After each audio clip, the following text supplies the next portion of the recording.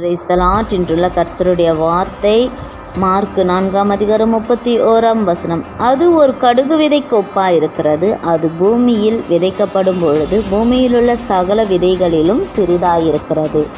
பிரியமான தேவ பிள்ளைகளை, கடுகளவு விதையான ஒரு விசுவாசம் உங்களுக்குள் இருக்குமானால் நீங்கள் ரட்சிக்கப்படுவீர்கள்.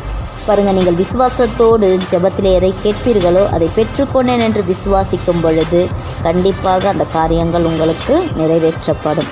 பாருங்கள், ஒரு நாள் கர்த்தர் கப்பலில் பிரயாணம் பண்ணும் பொழுது பாருங்கள், காற்றும் கடலும் அலைகளும் மோதி அடிக்கிறது. கர்த்தர் விசுவாசத்தோடு காற்றையும் கடலையும் அதட்டினார்.